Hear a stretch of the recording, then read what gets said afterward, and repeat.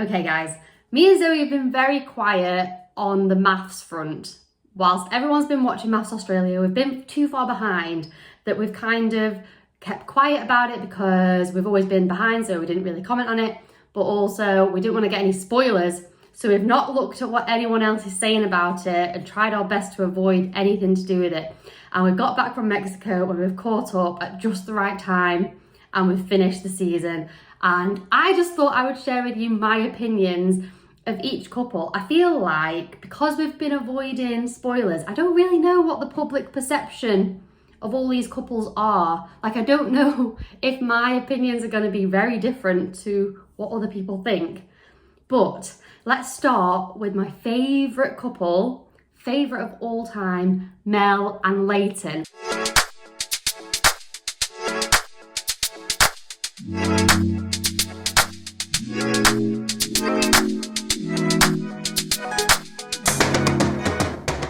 Like, I don't know if everyone else is going to love these as much as I love them, but I have been rooting for them since pretty much the honeymoon, and I just felt like they got stronger and stronger. And even though they had their ups and downs and all those little arguments, I just feel like they're made for each other. They are a power couple. They are both very successful, and you can just tell that they're actually genuine and they're there for the right reasons. They both wanted to find their person. I feel like they seem a little bit older and a little bit more mature than the others and quite emotionally intelligent, although I feel like that is their detriment. Like, they're very clever. Like, whenever they have an argument, I feel like I can see both of their sides. Like, I feel like they both have valid points when they're talking about, when they're arguing, and it's really hard to pick a side, and you're just like, oh yeah, but you have a point and you have a point, but why can't you just see each other's point of view? Like, it's gonna be fine. But I'm so glad that they made it to the end and that Leighton apologised and really kind of broke down his walls and became vulnerable for Mel, because I do think that she has done that throughout, even though there has been like glimmers of stubbornness as well, and that's probably why they butt heads. But yeah, I'm just really rooting for them on the outside. And I think after being away from the process, like, I think it was the same for me and Zoe, away from the stress, away from the constant other people's opinions, and especially when you've got someone like Harrison in the mix. Like, those things aren't easy on a relationship, and when you're really trying to make something work, like, those factors within the experiment can actually do more damage than good. So I think being away from the experiment is only going to help them to grow and become much stronger on the outside, because I do think they're made for each other. I think they just, like, they are meant to be. They work so well together, and I think they genuinely love each other. I think Leighton wanted to say that he loved Mel. I just think he's too stubborn and like you're thinking about it in black and white as usual, rather than just going with how he feels, because you can see the love there very much and the passion and everything. I just think, yeah, fingers crossed for them on the outside. Really hope they work. And I feel like that kind of brings me on to how I feel. The reason why I wanted to mention Claire and Jessie in this video is because I feel like they are very similar. Like, I didn't like Jessie at all at the beginning, so I can kind of understand why Claire maybe threw in the towel a bit too soon, kissed somebody else, because he was a bit of a dick. Like, the characteristics that he was showing of his personality were not very nice. They were quite ugly, and I would understand why someone would give up, do something a bit silly, and in obviously thinking that they're going to leave the process. But at the same time, I think that once Jessie got over the whole, I mean, people act differently on things like this. Like, a different part of people's personalities can come out because you're on TV and you're being filmed. Maybe he was putting on a bit of an act and a bit of a show at first, but then, you know, I think he genuinely ended up having feelings for Claire. I think he realised that actually this was a really good match for him. They could be really good together, and he let his walls down and let her in, even when he found out the truth. And I think the reason why this kind of relates back to Mel and Leighton is because I feel like the root of their problems, let's imagine that the affair didn't happen. I think the reason why them two didn't work out is because of Harrison. I think Harrison had a very clever way of butting into each person's relationship and causing problems. And I think if it wasn't for that, maybe Claire and Jessie would have continued and would have found more of a romantic spark. Because although at the same time I think Claire was kind of, you know, treading on eggshells a little bit and not quite getting to the point of how she actually felt, there was a few times where I thought, you just need to tell him that you like him. I think that's what he wanted. I think Jessie just wanted Claire to be like, I do like you, I find you attractive, and I do think that this could go somewhere romantically, so let's give it a go. But she never gave him those words. It was always like, I really like you, and I really want to see where this grows. And it was a kind of like always holding back, never fully giving him what he needed to hear. And I think if she had have given him that reassurance that she was fully in it because she wanted a relationship with him on the outside, that he would have stayed. I do think that, but I do think that Harrison ended that for them too soon by butting his horrible nose in. Okay, the person that I dislike, probably, obviously not as much as Harrison because he's god awful, but Alyssa. Yeah, not a fan. And I imagine that this is probably how most people feel watching it. I think that Duncan is a beautiful human and he deserves a lot better. Like, I felt like he was trying to be understanding throughout.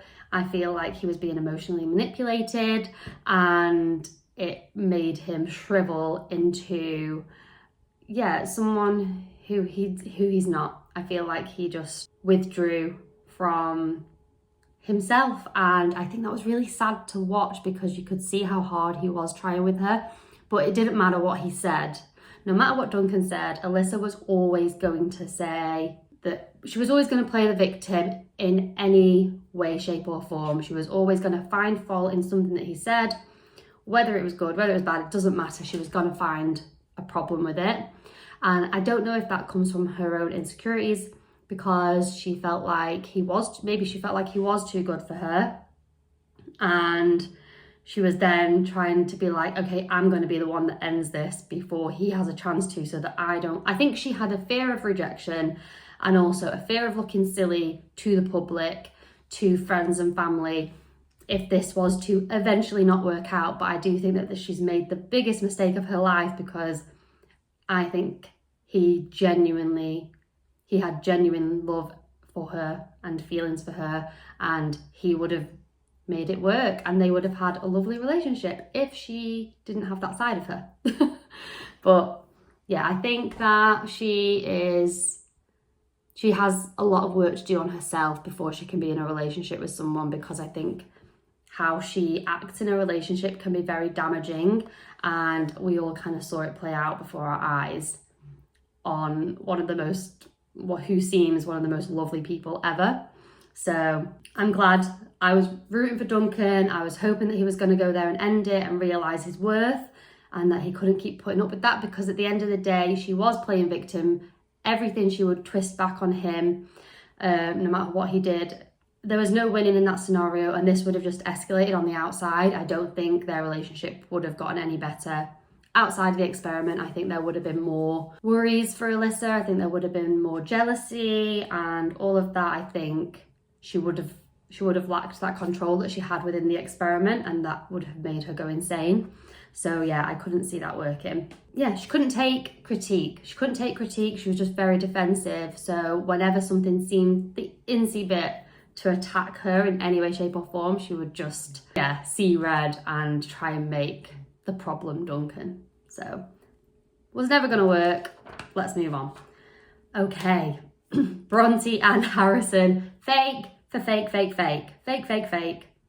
That was never real. Surely not, because this is what I think. And again, I don't know the consensus of what other people think on the outside, but I personally think that Bronte and Harrison knew this wasn't going to be a thing, but they were like, let's just stick this out until the end, just before our renewals, which is exactly what they did. I literally saw it a mile off. Me and Zoe agreed with each other. We were just like, yeah, this is fake.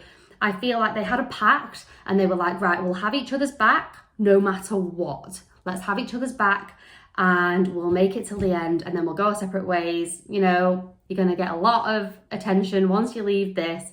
So let's just make it to the end and make the most of this experience, okay? This is what I think happened. I think this happens more than people realise as well. And I think that what happened was, slowly, Harrison couldn't help himself. He was throwing her under the bus a little bit, even though she was having his back left, right and centre when she shouldn't have been. So that decision of Bronte to stay, if that's what happened, the decision for Bronte to stay with him throughout the experiment is a detriment to her and her character. I think that whole thing has brought out the worst in her personality, because she felt like she had to stick this thing out. So she stuck by him through thick and thin because she wanted the fame at the end of it, rather than being true to herself and how she would have acted on the outside. And let's face it, nobody would have stuck around. Nobody in their right mind would stick by somebody like that and back him, especially when you can see how evil he is and the damage he's doing and causing. Like, I don't know how she managed to get into that headspace, but she obviously just thought, oh well, she kind of saw it as more of a game than reality. That's what I personally think. And I don't think she realised how damaging that would be on her character when watching the programme back.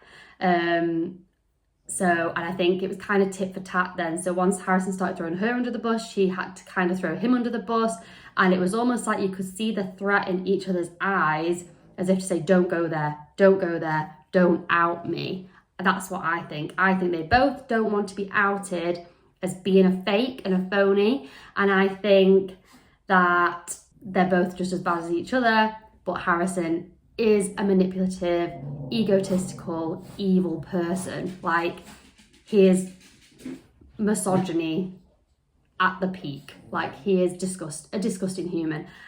I don't think there's any flattering qualities about Harrison whatsoever, and I don't know how any girl would be attracted to him going forward after that. If he moves on and finds somebody, that would be a miracle, and God help them, because they're gonna need it. Tania and Ollie, obviously, I mean, they're just adorable. I feel like they both just went into the experiment in the right mind frame, ready to give their all, and they happen to be matched with someone who they genuinely gel with, who they're attracted to, and instead of holding back and focusing on things that could be a problem, they leaned into all the positives. And I think if you want to be a successful couple on this show, that's the exact mindset that you need to go in with. And it's hard because when you're talking to cameras, they're constantly probing you, asking you really hard-hitting questions constantly, and they obviously want couples to be successful out of it, but at the end of the day, it's a TV show and they need drama. So I think it's very telling. Any couple that makes it out of that experiment, it says a lot about them and how strong they are and how much they've had to overcome. And even though Tania and Ollie probably seemed like perfect to the audience and the outside world, you could tell in their vows, when they said their vows, that it hasn't been easy. There has been challenges. You just probably haven't really seen them, because compared to other people and the other drama that was going on, that wasn't interesting enough. So we probably didn't see enough of it. But I think that they are both lovely and deserve each other. And I really hope that they work out on the outside world, because good on them for making it through that process. And obviously distance is a big thing for them, but to me, I feel like either of them would move for the other person. I'm sure that they will come to some sort of agreement which works for them in the future. And this will be a gradual thing, just like with me and Zoe. Like, you know, you've got to figure it out as you go. It's just so happened that, you know, after we left the process, I ended up spending a lot more time in Zoe's hometown, and this is what now feels like home for me and Zoe. And we'll see what happens going forward, but things can change in a few years. We might both decide that we want to move somewhere else. So this will be an ever-changing thing, and I think that'll be the same for Tania and Ollie as well. Okay, Lindell and Cam. It's so frustrating because I feel like the person that we saw of Cam at the beginning was the perfect person for Lindell. But it's like, okay, well, which one's the real you? Because then when we saw the dynamic of Cam with his mum, when she visited the apartments, I was like, oh, this is the real you. Like, that's the real Cam. And there isn't much leeway or compromise going to be given here. You can tell that he's just kind of a stubborn kind of person, stuck in his ways, not really open to change. And when you go into an experiment like this, you need to be open to change. Like, you have no idea who you're going to meet. They could be from the opposite side of the country. They could be, their interests and their hobbies could be completely the opposite to you. And these are the types of things that shouldn't be an issue if you're going to go all in with somebody and give them everything and really put in that 100% effort. Because again, I feel like there was so much potential with Lindell and Cameron that they could have worked. I think Lindell just needed that reassurance, and she would have stayed, and she probably would have moved to Darwin and given it a go. And then, you know, after 6 months or a year, they could reevaluate and be like, this isn't working for us in this environment. Why don't we try something different? Like, or I'm not happy here. I'm going to move back to Perth or wherever she was from. And when you're back from work, you can come and visit me, and let's see how that goes. But I just think that for some reason he switched off his feelings, and I think it was around the time that he saw his mum. I don't think that she was a good influence on him, and I think he closed off his feelings, closed off to Lindell, didn't allow the relationship to grow within the experiment, so it was kind of doomed from that point. And it's a shame, but at the same time, Lindell deserves a hell of a lot better. And you could see, you know, not very nice traits. I think that it's something that he can work on outside of the experiment and grow in order to be ready for a relationship in the future. But obviously there's a reason why he's never had a relationship, and I think he's just too immature and too much of a lad. And why is it that they're all just like chowing down on food whilst having arguments? Like, they just look like barbarians. Like, it's just gross. Like, honestly, some of them just make me shiver when I watch them. I can't believe how many men in this season are just awful people, or come across as really awful people, just really misogynistic, really egotistical, just stubborn, no room for change. And these women are beautiful, have a lot going for them, have a lot of strength. Maybe that's the problem. Maybe these guys don't like a strong woman.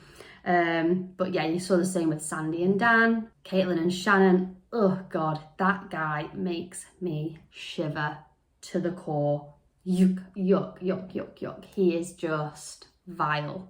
And I'm so glad that the experts on this season in particular, they have really held these men accountable for their actions, and so have the group. Oh my God, Rupert and Evelyn. I totally forgot about them. Rupert and Evelyn. I mean, oh God, like, what can I even say about them two? I don't really understand what happened there, to be honest. I think Evelyn's great. I think everything she said made sense. She's very articulate, very well spoken, very well put together. But, you know, I don't know. I don't know 100% if she was really, really, really into Rupert. I think Rupert saw Evelyn and thought, bloody hell, I'm punching you. Like, I can barely get my words out, and this is a very well put together, beautiful, stunning girl, and I can't match up to that. So he basically just self-sabotaged and didn't allow room for their relationship to grow romantically. That's why he didn't put in any effort. That's what I think. Because I just think there's no way he wasn't interested in her. Like, the whole vows was the most bizarre thing I've ever watched. I was like, what is he even saying? Like, surely he doesn't mean any of this. Yeah, I don't know if Evelyn was there because she was in this position where she really wanted to find someone and settle down. She might have been, but I think either way for her, she probably would have been happy with the outcome of the thing because this has given her more of a platform. But I think Evelyn was one of my favourite people on the show, regardless of her intentions for being on the show. But I mean, I think she just made do with who she was given. But then again, you know, they were intimate. So that to me shows there must have been something there. She must have seen something in him that she found attractive, otherwise she wouldn't have gone there. So I think Rupert's just really shot himself in the foot and not been able to let his guard down because he's far too scared of rejection. And he's just made a bit of a fool of himself. And I think he's gonna regret that for a very, very long time. Like, I think he's lost, you know, what could have been something amazing. And I feel like that's how Alyssa's gonna feel about Duncan too. I think she's gonna potentially, I mean, it's already been out in Australia, so this was obviously a while ago, but I think Alyssa might look back and think, oh, I wish I'd have acted differently in certain scenarios because I have lost someone who genuinely loved and cared for me, who would have been this amazing partner. And what a shame, like, that they've done that. But I don't think it's too hard to go down this route of insecurity and jealousy and all of that within the experiment, because so much pressure is put on you. You're made to do awkward tasks. They have to compare. It's not, you know, it mustn't be nice having to compare your partner with all the other people in the experiment based on how attractive you find them. You know, I think, although the experts say, you know, there's reasons for all of these activities and the wife swap and everything, and good should come out of it, you know, it's really there to cause good TV, to cause drama, and they know they're gonna get people falling out over it. You would never wife swap on the outside, so I don't know. Kind of with Leighton there. I think that's everybody. Let me know what you guys think. Yeah, so like, subscribe. You never know what kind of video you're gonna get, but I just wanted to kind of just get out how I felt, because yeah, I feel like I've not given my opinion and had a lot to say. So hope you all have a lovely weekend, and see you back on my channel soon, hopefully, with another video. Maybe we can get Zoe involved next time. Maybe we should do her reactions, because that would be hilarious. Also, there's a lot of couples that I haven't spoken on, so maybe, like, that went earlier, maybe I'll do a little video on my opinions of them, because there were some very interesting characters this year. Taylor, Adam, Dan and Sandy. I loved Sandy. She was amazing. Like, oh, there's just too many evil, controlling men. I don't know why I'm in such shock about it, because yeah, this is just the world we live in, I guess. But it's kind of eye-opening, and hopefully very eye-opening for a lot of women out there on what to look for in a healthy relationship. So obviously there are men that were on there that were amazing, like Duncan and Ollie. Oh, Josh. I forgot about Josh. What was his partner called again? Melissa, was it? That was doomed from the start as well. But anyway, we'll have another chat about this another time, and we'll discuss all those other couples. But yeah, I just wanted to get out how I felt, because we watched it last night and it was just all in my brain. I just wanted to get it all out. So have a lovely weekend, guys, and see you back on my channel soon. Don't forget to like and subscribe, and if you want, press the little bell, because that gives you notifications when my next video is out. So I will see you soon.